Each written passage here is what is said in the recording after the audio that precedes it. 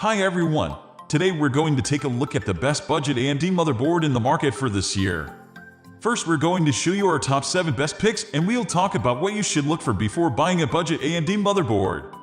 You can find links to all of the products we mentioned in this video down in the description below. Let's get started.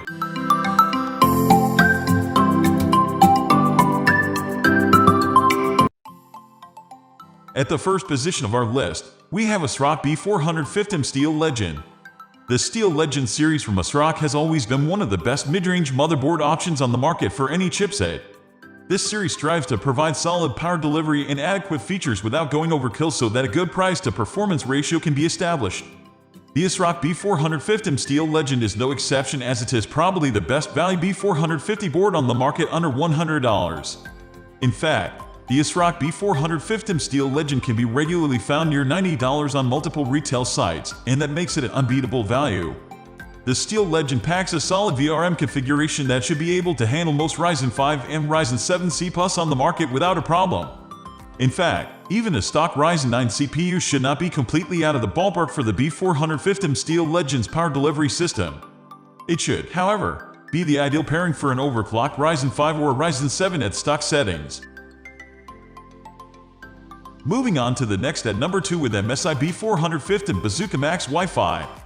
MSI really nailed their B450 Arsenal gaming lineup with offerings like the legendary B450 Tomahawk and the B450 Mortar. The boards have certainly become quite popular among budget builders who want to maximize their price-to-performance ratio. However, the B450Bazooka is a micro ATX offering from the same line that does fall into our budget. The B450Bazooka is also quite an impressive offering from MSI considering the price point. Our pick is the B450Bazooka MAX Wi-Fi variant, which can be picked up for around $90 at most retail sites. The MAX branding means that it has support for bigger BIOS ROM chip, and can therefore support microcodes for more CPUs in its memory. The addition of Wi-Fi is just a cherry on top. The number 3 position is held by Gigabyte B450DS3V2. If you are looking for a board that is even more affordable, say around $80, then the Gigabyte B450DS3V2 might just be the board for you. It is a slightly cut-down version of the Aorus boards with a good feature set. This board would pair nicely with entry-level or mid-range builds with Ryzen 3 or Ryzen 5 CPUs. The VRM of the Gigabyte B450DS3V2 is nothing too special, although it is not bad for the price either. In this price category, this is probably one of the better power delivery systems that is well equipped to handle most Ryzen 3 and Ryzen 5 CPUs at stock settings. One might even try overclocking a Ryzen 5 CPU with acceptable results. Pairing Ryzen 7 or higher tier CPUs with this board does not make any sense, so one should avoid doing that.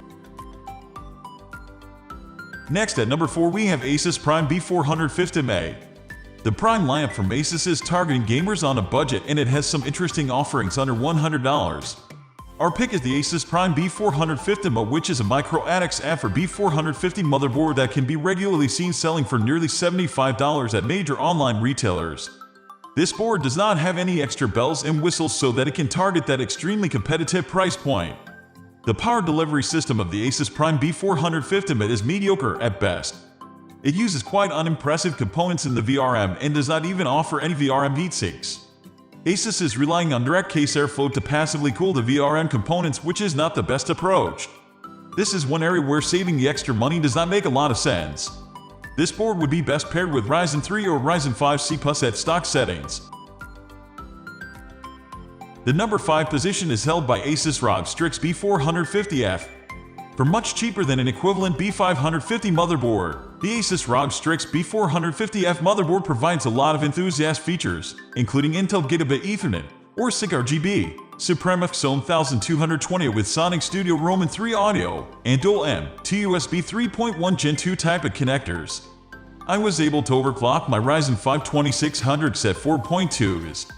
But with the price of the 3600 being just about the same today as the 2600X, I definitely recommend you go that route instead.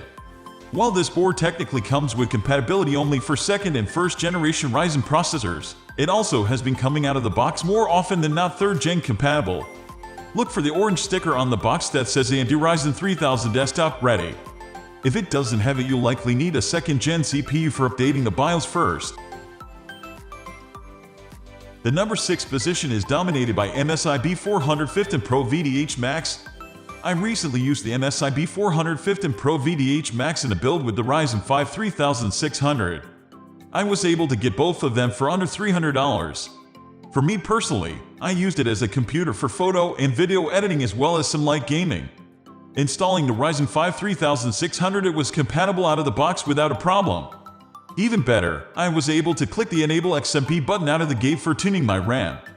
I could probably have tweaked it better myself and may in the future, but this worked great as a simple solution. Overall, you'll want to compare this board with more recent B550 motherboards. For the cost, it's a fantastic option. And out of the gate, it works very well. Finally, the number 7 position is dominated by AMD's Ryzen 5 3600 processor. AMD's Ryzen 5 3600 processor is known to be one of the best gaming processors for the money. So, if you're looking to combine that power with a B450 motherboard, which should you choose? I like Gigabyte's B450DS3. It gives you a lot of value for the money you spend. That being said, it doesn't give you a lot of bells and whistles. The Realtek ALS 887 audio codec is a budget but decent performing option for the onboard audio, and the LAN controller, the Realtek GBE LAN, also does a very good job. Ultimately, you get the B450DS3 for around $70, and don't miss out on that many features. You can still overclock while having a decent amount of expansion options. If there's a downfall, it does only have one CPU fan header and case header. So, keep that in mind. That's all for today.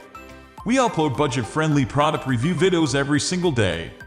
So, don't forget to subscribe and hit the bell icon for the upcoming video notification.